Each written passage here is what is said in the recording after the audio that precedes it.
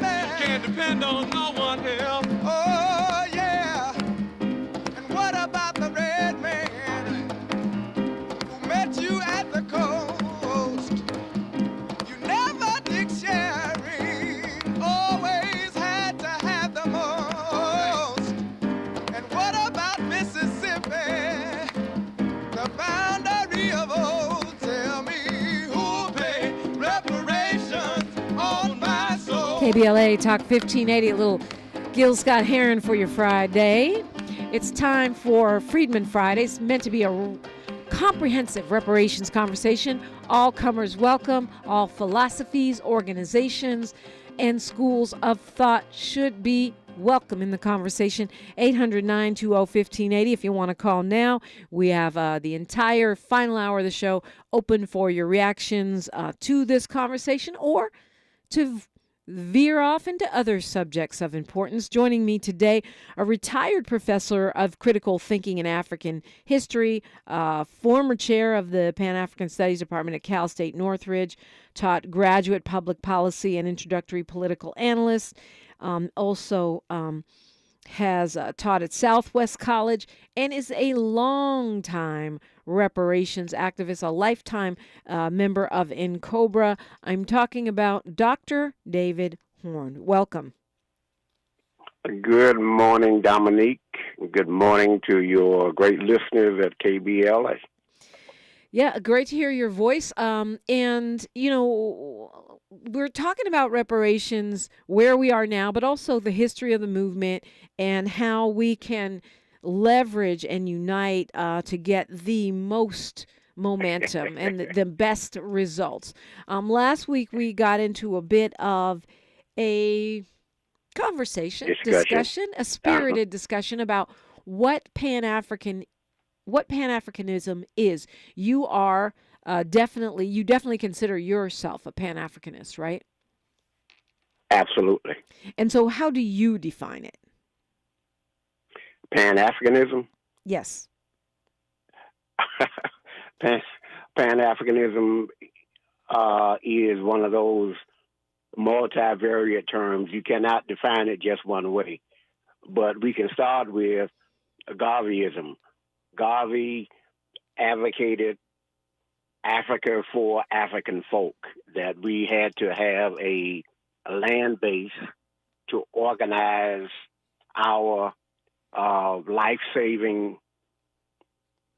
techniques and procedures for Black people, that we could not depend on other people to take care of us. We had to take care of ourselves. Now, Pan-Africanism grew out of that kind of advocacy, that we cannot think that we have to respond only to what other people set up.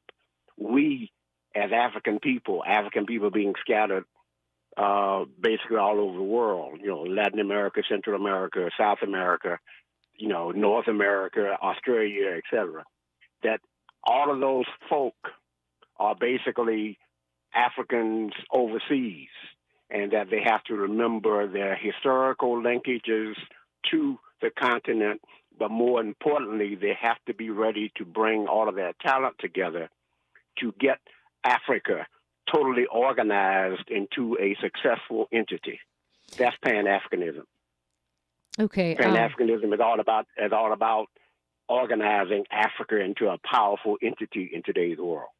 Okay, so my definition, and we don't have to do a whole show on this, but my definition is that Black people throughout the diaspora, Africa's children, wherever they might be scattered, do have common interests, common goals, and common culture to an extent, and that we should be able to unite and coalesce in ways that support our liberation and our elevation in the world.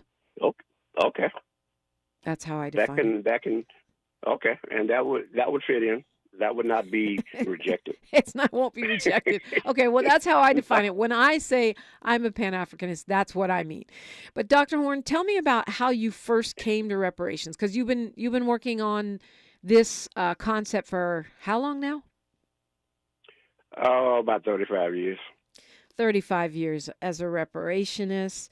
What brought you into that movement? When I was in Miami, we were already working on looking at Rosewood because that was Florida's identifiable attack on a black community where they killed a bunch of people, retook land, etc. Coming to Los Angeles to go to UCLA, that kind of interest pushed me into, the African Studies department, so that we could talk about not just trying to convince white people to stop being mean white people, but to convince black folk that we had to take charge of our own resurrection, that we had to be ready to do what was necessary to move as a unit to restore our respectability internationally. That meant getting all of the colonial or neo-colonial interest out of Africa, and that meant being able to connect with African people wherever they were in the world. In fact, when you mentioned the African descendant community, we are already. I'm writing another book, but we are already trying to change the format, change the identification. Instead of African descendant communities, which is what we've been using for a while, along with the diaspora, we need to be using African ascendant communities, because we are talking about moving up and moving out and moving on, not simply wallowing in what they did to us, what happened, and why we are not where we are supposed to be.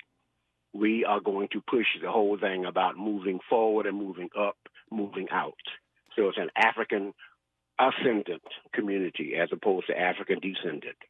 Mm. And lastly, the diaspora is great as that word is, and as much as we have used it, the diaspora is essentially not accurate. Diaspora is a Jewish word that was put on us, or that was applied to us by a Jewish African historian, picked up and added to by a very, very good black historian, Joseph Harris out of Howard. But African diaspora does not really identify who we are. It is a descriptive term. We need a much more definitive term. We are the African ascendant population. We are moving up, moving out, moving up. Okay. I mean, and it's interesting how in this reparations conversation, this Freedmen Fridays that we do every week here, the terminology and how we refer to ourselves is such important. It's such a big topic of conversation, and many people, when they look at reparations, lawyers, legal scholars, but others make the case that how we refer to ourselves may tip the scales in terms of whether or not whatever reparation ultimately ends up happening holds up in court, is impervious to challenge. And they are completely correct about that. We have not spent enough time on getting that terminology clear, so that we refer to each other in a positive, future moving arena, as opposed to simply looking backwards. In the entire reparations movement, for example, I've had a running argument with some of my colleagues on the East Coast about this. We have not spent enough time laying out a legal basis for demanding reparations, trying to get white people to admit that they were wrong, that they did us wrong, that they treated us badly. That is a wasted effort. They are not going to do that. They are not going to admit that they actually took from us and misused us in order to become rich and wealthy themselves. They're not going to do that. And in fact, even if they did do it, so what? We need something much more tangible. Well, I mean, we've moved from the courts into the legislative arena in California, and many other states are following suit. But even things in the legislative arena, can be challenged in court. I mean, that does happen. And lots of people make strong arguments for why we should be referred to as Negroes or freedmen. I mean, when you look at the post-Civil War initiatives that were put on the table to repair some of the damage from our enslavement, freedmen's bureaus, even legislative moves, we were referred to as freedmen. I call it Freedmen Fridays because it sounds good, and also because that is an actual thing. I mean, that's a status. It's a legal status in our country. And you are absolutely correct, Dominique. And freed by ourselves and freed by the legal establishment in this country. And that is something that we can utilize to move forward, because freed identifies a legal status in terms of whatever else we do. For example, in California, still using the 13th Amendment about the freeing of black folk from slavery, except for those who are incarcerated, so that when you go to California prisons, you can still be forced to work, forced to do labor for free. Except, and that needs to be done away with, which is one of the proposals that the Legislative Black Caucus has come up with.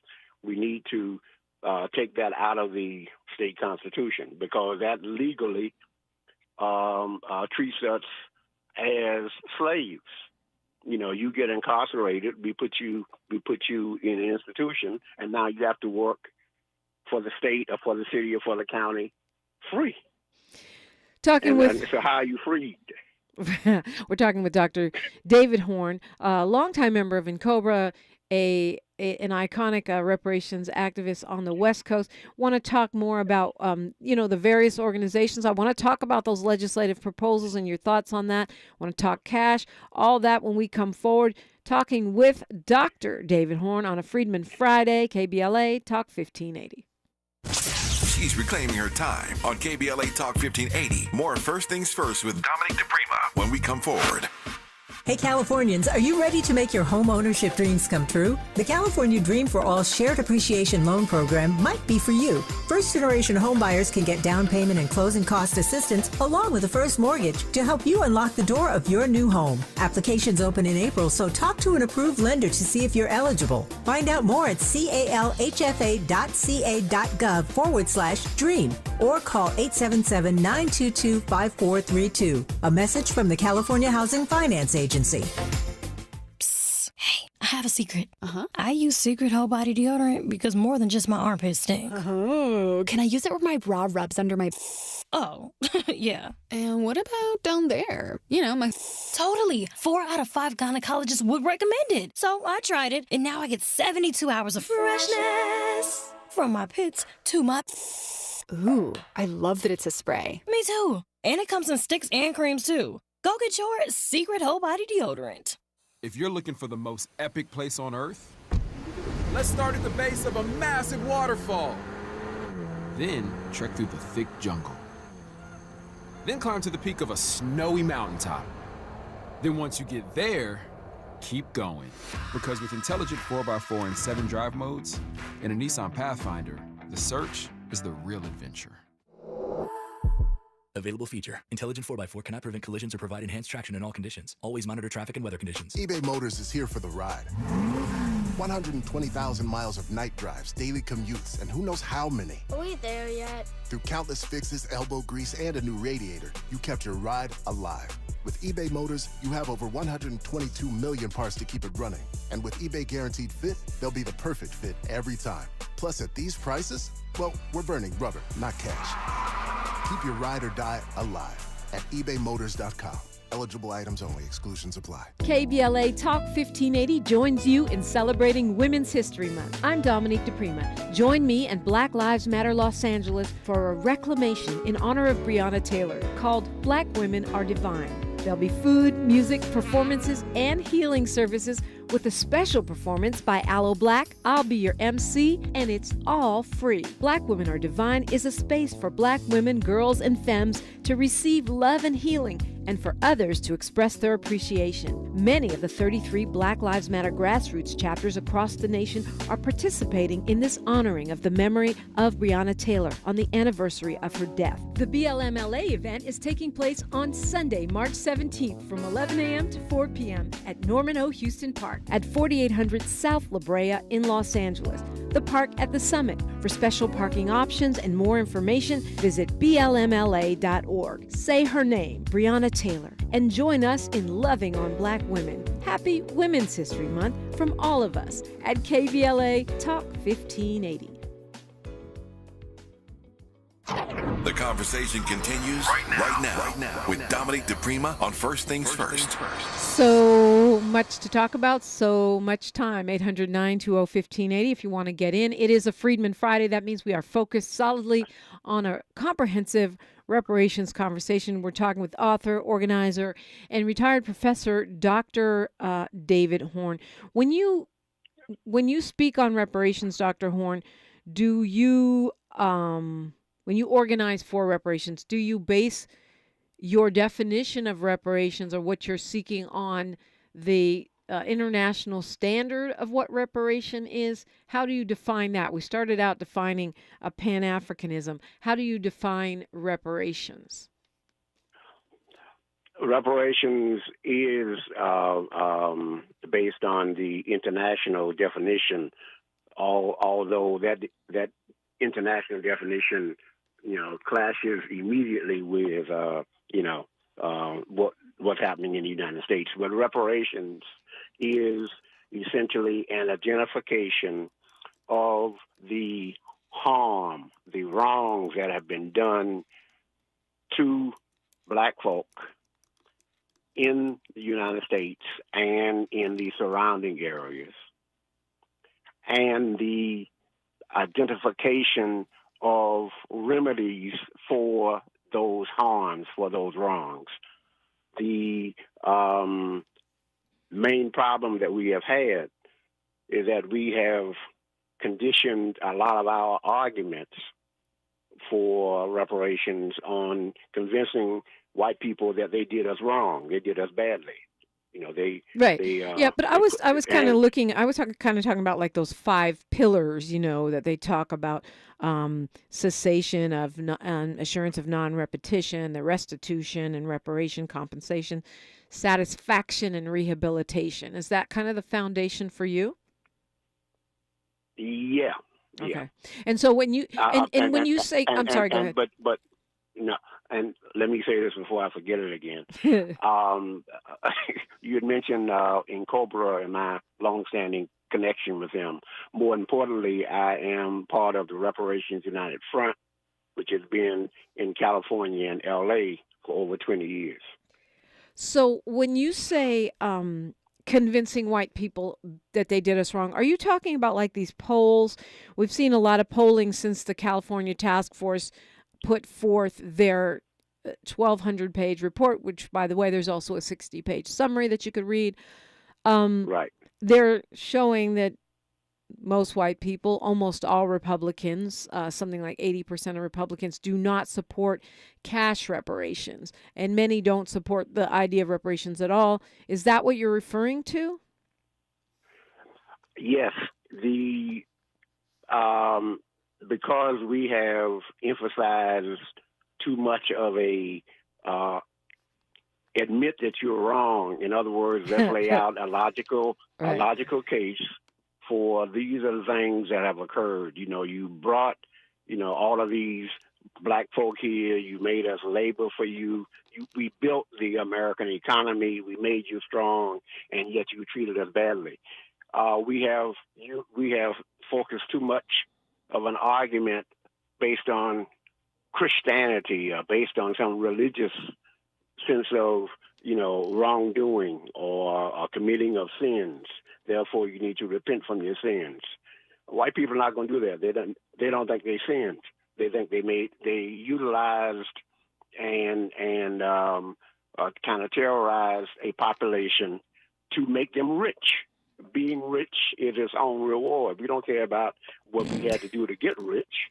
We have become rich. We are not going to apologize for how we did it. We took the land from the Native Americans. We became strong. We made y'all work for us. We became strong. So what's the problem? So we have spent way too much time not being clear about who's responsible and who's accountable in getting these harms dealt with.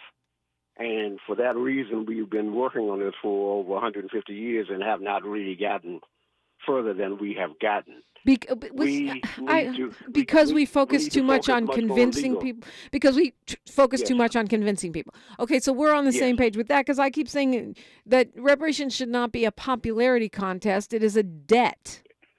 Exactly. There you go. Our legal debt. For example, we all know about the Bruce's Beach situation. They used legal basis at the time to take property owned by somebody and to utilize it for white people and to kick black people off the land. The Bruce's Beach family, those survivors, finally got paid. They got the $20 million for that. But there's another big situation right in Santa Monica. Yes. Right down the street from where the Inkwell used to be, the Black Beach that they used to force us to deal with. That big hotel, the Bay Hotel in which was Santa something Monica. Like the Ebony Beach Club, if I'm not mistaken. It was meant to be that, right? Exactly. And they basically, again, used eminent domain, took the land from the black man who owned it, and said they were going to build a park or build something else.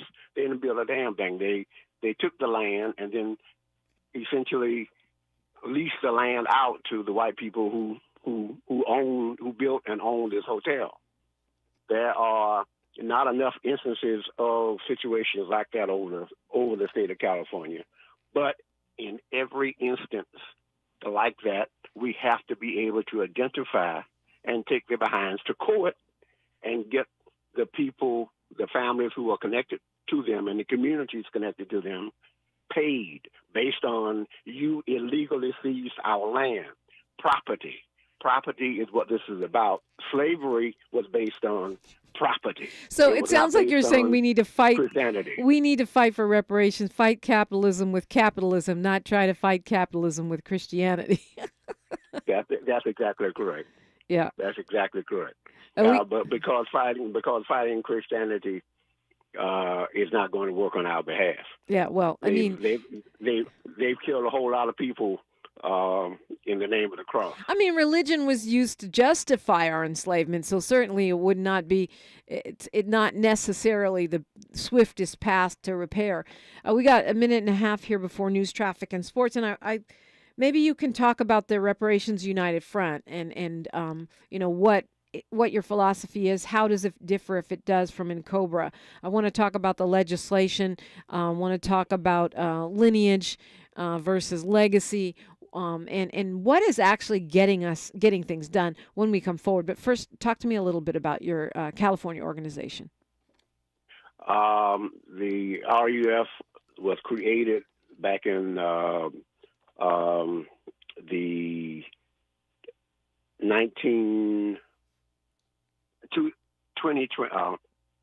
2000, when the Democratic convention came to LA. We were able to get the Democratic Party to put reparations on the Democratic platform for that election year, Al Gore, et cetera. From that, we moved on to not only having two conferences every year, laying out to the public, this is where the reparations movement is. This is what we're about. This is how you can get involved in it. This is what you can do.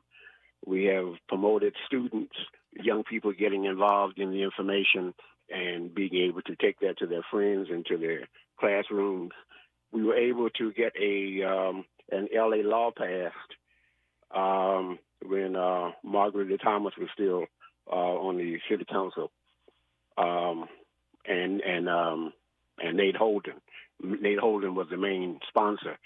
That in order to do business in the city of LA, you have to fill out a form that says your business never made money from slavery. Okay, hold that thought, Dr. Horne. We got a hard stop here for news, traffic, and sports. Continuing with Freedmen Friday on KBLA Talk 1580. The station you turn to when you've had it up to gear with cultural incompetence. KBLA Talk 1580. Thank you for spending a part of your Friday with us. I'm Mike Moore. Here's the latest from the Black Information Network. In Illinois, 3 former Village of Dalton and Thornton Township employees are filing a wrongful termination lawsuit against African-American Mayor Tiffany Henyard. One of the plaintiffs, ex-building permits and licenses director Sashimi Williams, says she was let go because she refused to do some unethical things. 2 other plaintiffs are former Human Resources Manager Sandra Tracy and one-time Public Works employee Karen Johnson. A super PAC supporting Robert F. Kennedy Jr. is shelling out big money for advertisements. Thursday, the Super PAC American Values 2024 announced they plan to spend at least $10 million on ads leading up to November. The ads will be used to clarify Kennedy's positions and his record. And that's the latest. I'm Mike Moore from your 24/7 news source, the Black Information Network and BINnews.com. Is this the time? This is the KBLA Sports Minute with Ray Richardson. The season is over for the men's basketball teams at USC and UCLA. Both teams lost Thursday in the quarterfinals of the Pac-12 tournament in Vegas, and both teams ended the season under 500. Oregon held on to beat UCLA by 2. USC lost by 21 to Arizona. Bronny James had 3 points off the bench in 22 minutes. USC ended up 15-18 overall. UCLA was 16-17. Neither team is worthy of an at-large bid to the NCAA tournament, and both will unlikely get a call from the NIT. The Clippers earned their 20th road win of the season. They rolled into Chicago and beat the Bulls by 15. Nice game for Bones Highland, who started in place of James Harden. Harden sat out Thursday's game with a shoulder injury. Highland had career highs of 17 points and 11 assists. The Lakers are off until Saturday night against Golden State. No debates, no speculation, just the info you need. That's your KBLA Sports Minute. I'm Ray Richardson on KBLA Talk 1580.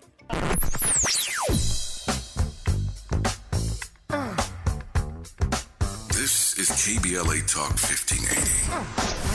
Talk radio. That's music to your ears.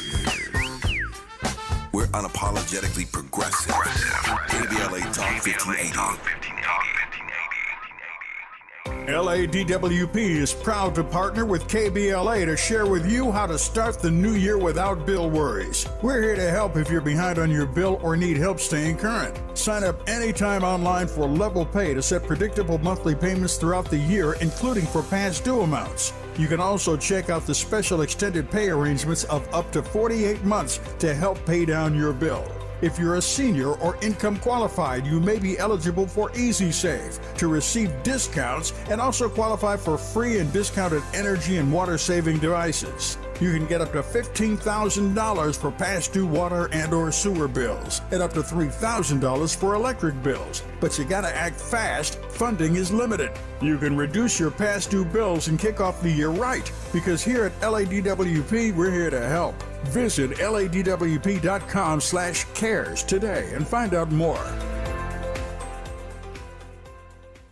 I'm getting vaccinated with Prevnar 20, a Pfizer vaccine. So am I, because I'm at risk for pneumococcal pneumonia. If you're 19 or older with chronic conditions like asthma, diabetes, COPD, or heart disease, or are 65 or older, you are at increased risk for pneumococcal pneumonia. Ask your doctor or pharmacist about Prevnar 20, pneumococcal 20-valent conjugate vaccine. It can help protect you against pneumococcal pneumonia in just one dose.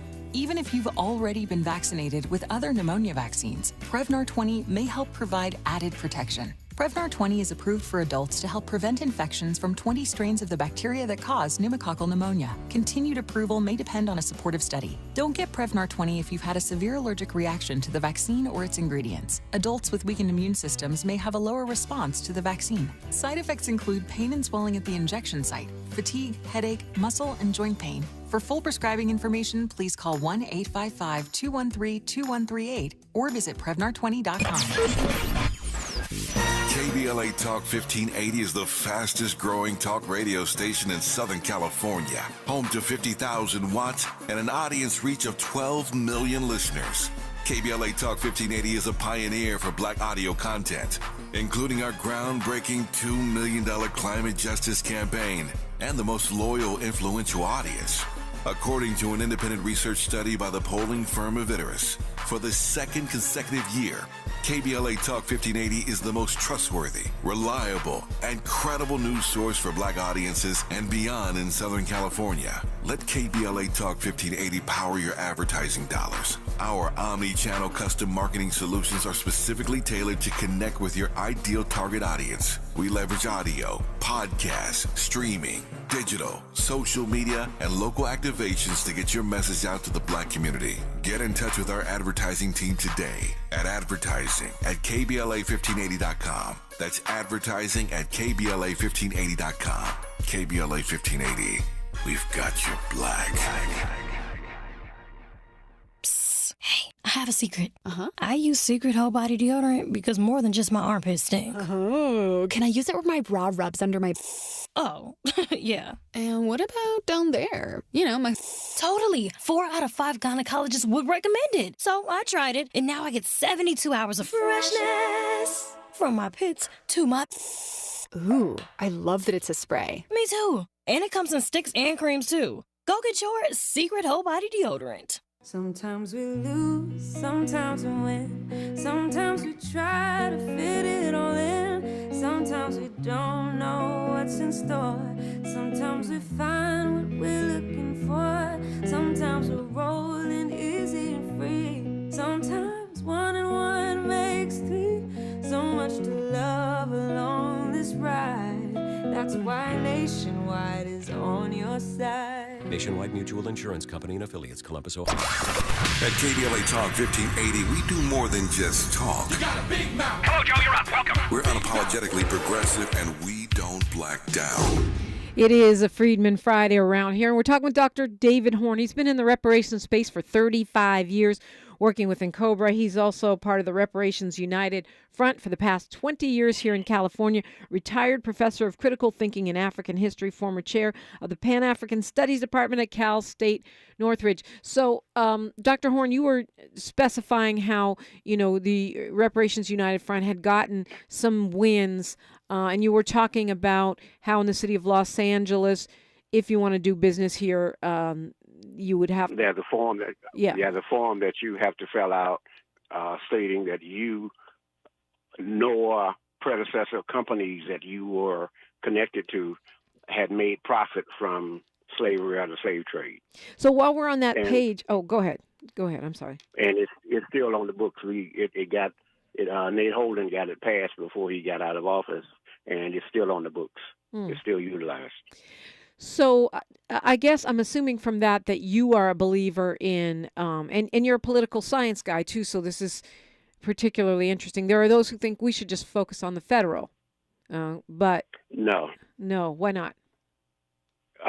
Because while the federal government and federal laws are crucial, they are not definitive in terms of our daily lives. We have to live in the city and state and counties that we've decided to live in and to move in. For example, right now, the laws and the ordinances of the city of LA affect me a lot more than the federal laws of the United States.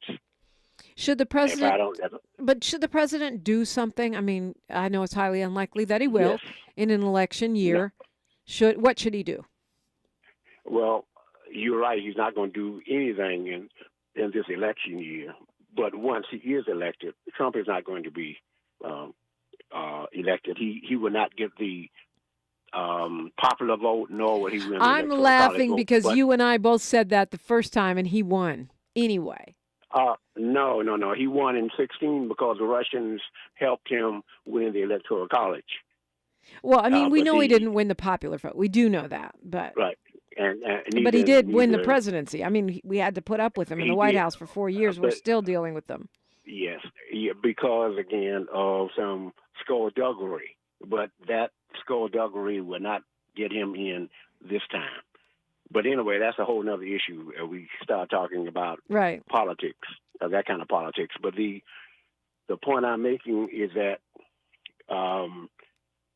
we in this country are always impacted by both federal, state, and municipal laws and regulations. And our most immediate regulations are generally in a city, and county, and that's the way we are here. So if we're going to get any reparations solutions, we need to start in the local areas where we are, in the local, in the county, and the states where we are. So that's why the California Reparations Commission was so important in the work that they did and the report that they put out. And our California congressional black legislators have just come up with their process. They're going to introduce 14 reparations-related bills into the plus the two Bradford bills, right? So it's really 16. Yeah. Well, but actually, no. Go ahead. No. His bills are part of the 14. I didn't think so. But in any case, none of those bills, except for the one bill that Bradford has that would propose setting aside 6% of the rainy day funds that come in for reparations-related programs. None of them are cash, and a lot has been made of that. It feels very disappointing to me, problematic. What's your take? A couple of things. Because white people will kill people for money. The money is going to be the last thing that they're going to want to give up. But don't we have to strike while the iron is hot? I mean, Dr. Horne, the task force just put out their report. When is the iron going to be hotter than that? Well, the California constituency just voted a couple of years ago for Prop 209 to be basically reinstituted, that you can't put money to a particular ethnic group or particular racial group.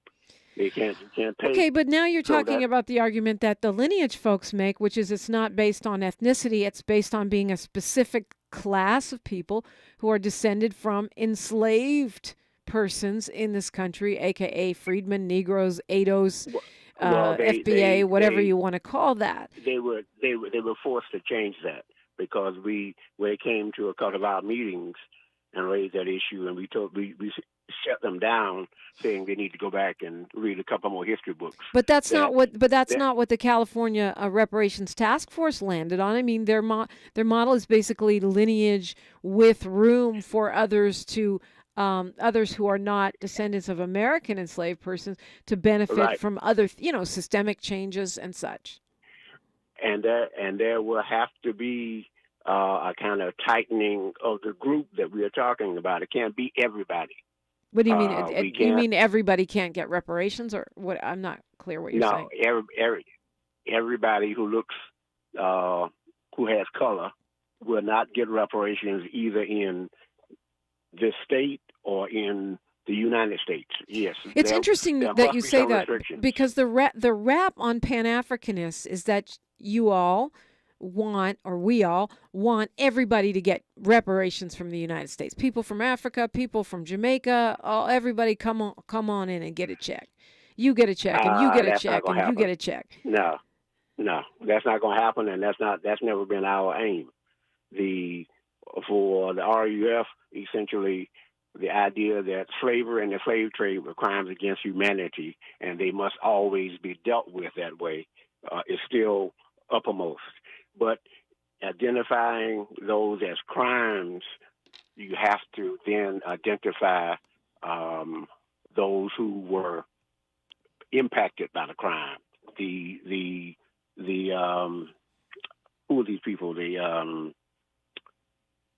ADOS.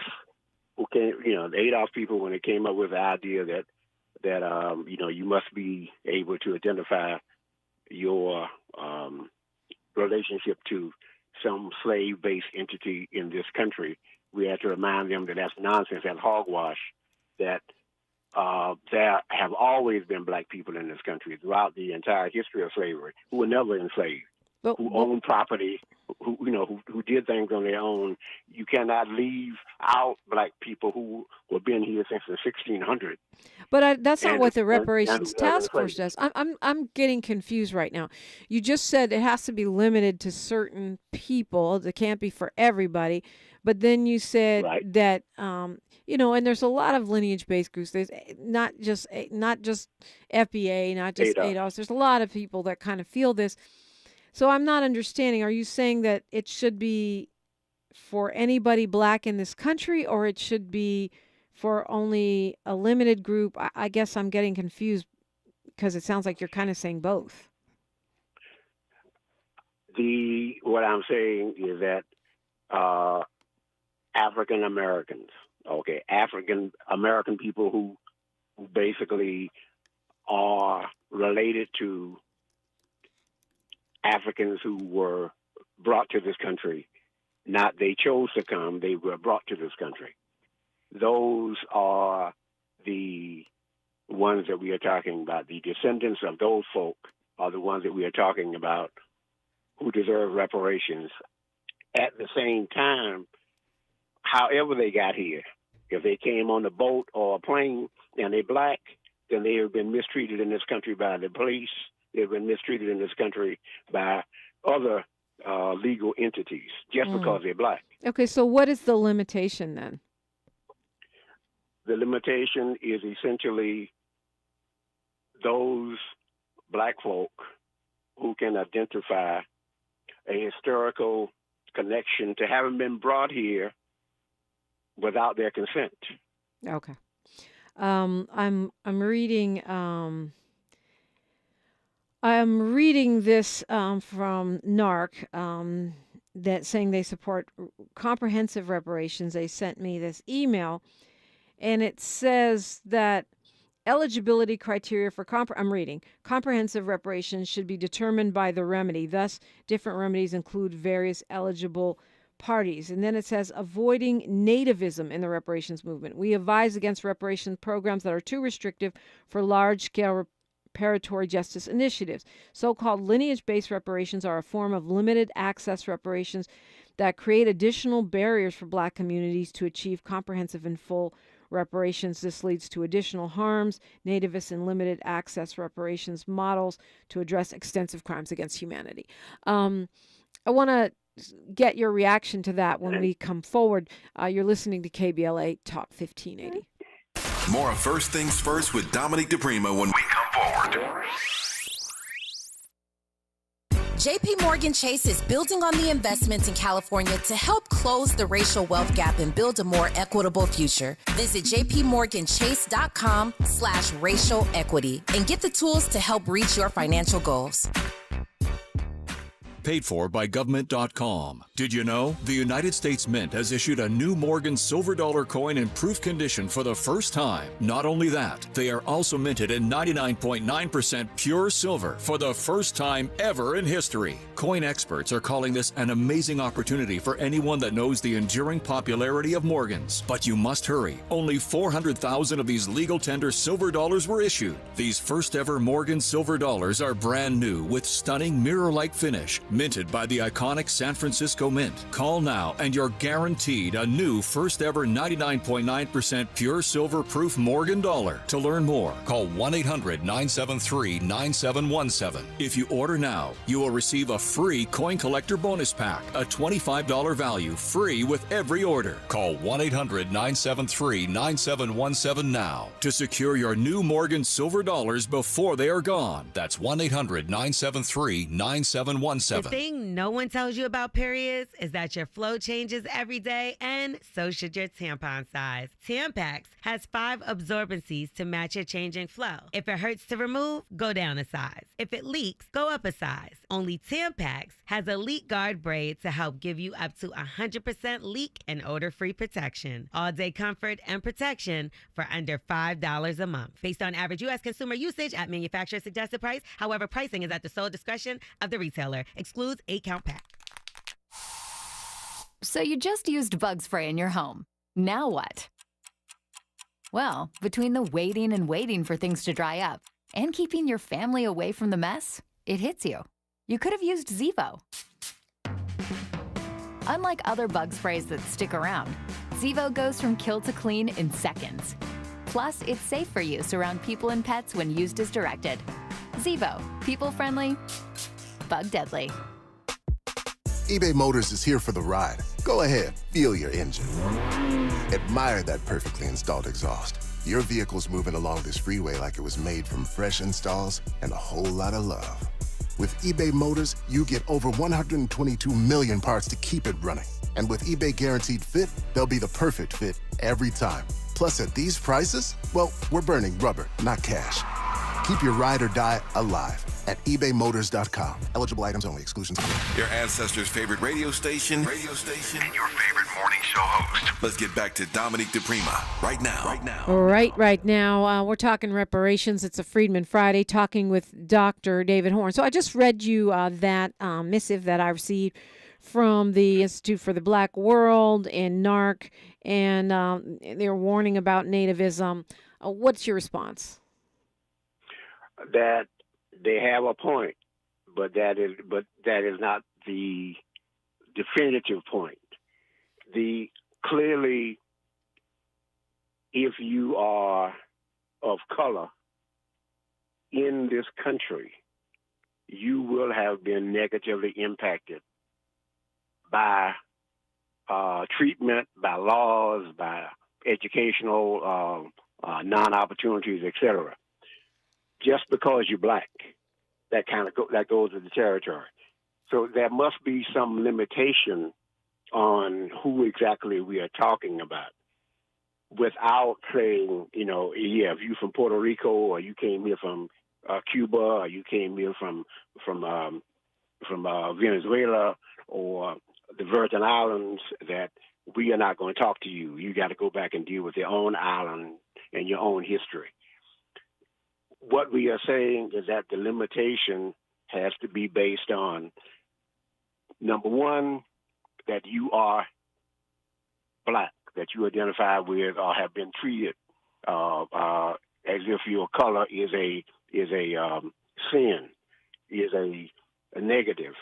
And you then have to identify the harm that has occurred to you or your family or your neighbors based on that color. It's not based on whether you can go back to somebody who lived in 1600 or 1700. It's about your color and the treatment.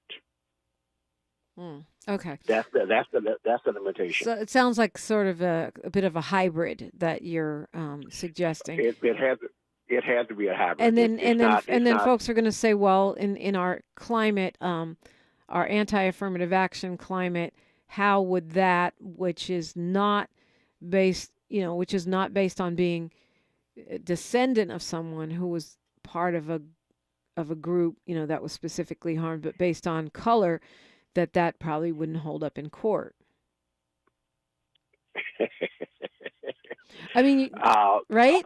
You're laughing. Yeah, I don't know why though, because we're seeing the affirmative action, the anti-affirmative action machine is stronger than it's ever been. Of course, because affirmative action has never been about let's repair the damage done to people who are black in this country and have been treated badly. Affirmative action has never been about correcting that.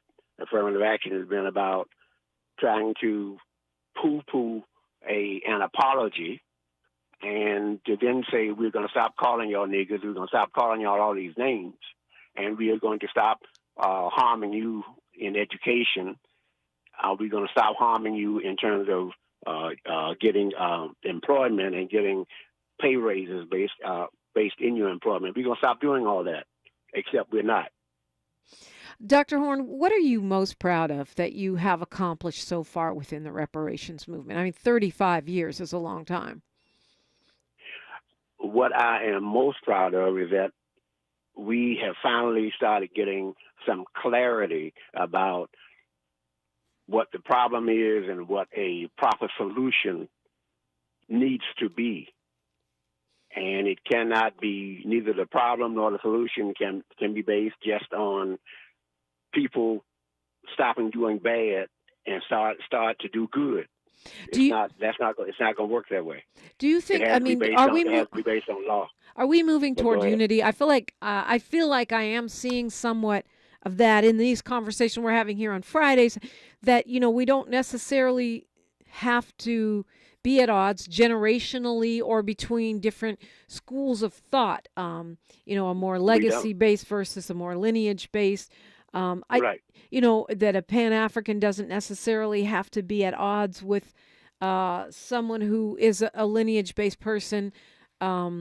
What's the basis for that unity? Do you think the older generations, the OG activists, well, not really OG because we'd have to go back to, Callie House, right?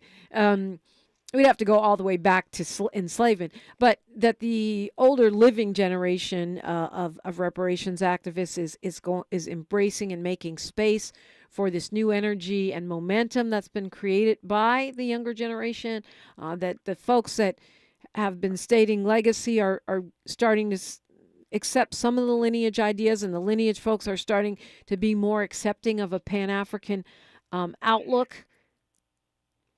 Yeah, you could say all of those are reasons why we are getting closer to something that's tangible as opposed to chasing our own tails. In terms of your previous question, what am I most proud of in terms of having dealt with Garveyism, Pan-Africanism, and the reparations movement, because they're not the same thing. But what am I most proud of is that more of us are willing to do some research, to do some investigation, go to the African American Museum in D.C., go and look at the real history that we have been able to compile and survive in this country and in the world. And we are now starting to bring up the receipts. We are now starting to bring up, this is the logical, tangible statement that I am making, that you did this to me, to us, to a group of people who look like us, and you owe us, and you now need to make some compensation, whether that is financial, which will work in some instances, but not in others, or whether we are talking about property, or whether we are talking about a real change in the educational process in this country. But to be clear, So you're not against cash reparations. You're just saying no, it might not be I'm the not first thing. From RUF, one of the things that we came up with in our conferences that we used to have every year is, say on a given day, say, beginning of Black History Month, say, what's the holiday? Juneteenth. Juneteenth, yeah. I've had my arguments with my folk about that. But anyway, say on Juneteenth, but on some given day in the calendar year, all debt owed by Black folk in this country is forgiven. It's gone. We owe you nothing. Given the... But again, you're talking about people that are connected to in some way to the institution of the slave trade. Not okay. So if I'm Nigerian and I got here yesterday, I still don't have to pay for my house. If you've gotten your citizenship paper straight, that's right. Ooh, okay. If you're an American citizen, not if you just I don't know about that. Wouldn't that just mean let me hurry up and move here and then I get a free house? Well, we'll talk about that next hour. But Dr. Horne, we've got about 30 seconds here. What do you want to leave us with? The fight is clearly not over. We have to stay in it. What the California Black Reparations group has come up with, what the elected representatives have come up with, these 14 bills that they are going to submit. They're important. We need to follow them. We need to see what kind of support we need to give to them to get them passed in the state. This is going to be about law. This is going to be about something tangible. It's not going to be about how we feel anymore. Dr. David Horne, thank you so much for joining us today. Appreciate the conversation. You're quite welcome, Dominique, anytime. The phone lines are open. You got an opinion, something to say about it, call me now. KBLA Talk 1580. KBLA 1580 Santa Monica. Thank you for spending a part of your Friday with us. I'm Mike Moore. Here's the latest from the Black Information Network. In Illinois, 3 former Village of Dalton and Thornton Township employees are filing a wrongful termination lawsuit against African-American Mayor Tiffany Henyard. One of the plaintiffs, ex-building permits and licenses director Sashimi Williams, says she was let go because she refused to do some unethical things. 2 other plaintiffs are former Human Resources Manager Sandra Tracy and one-time Public Works employee Karen Johnson. A super PAC supporting Robert F. Kennedy Jr. is shelling out big money for advertisements. Thursday, the Super PAC American Values 2024 announced they plan to spend at least $10 million on ads leading up to November. The ads will be used to clarify Kennedy's positions and his record. And that's the latest. I'm Mike Moore from your 24/7 news source, the Black Information Network and BINnews.com. Is this the time? This is the KBLA Sports Minute with Ray Richardson. The season is over for the men's basketball teams at USC and UCLA. Both teams lost Thursday in the quarterfinals of the Pac-12 tournament in Vegas, and both teams ended the season under 500. Oregon held on to beat UCLA by 2. USC lost by 21 to Arizona. Bronny James had 3 points off the bench in 22 minutes.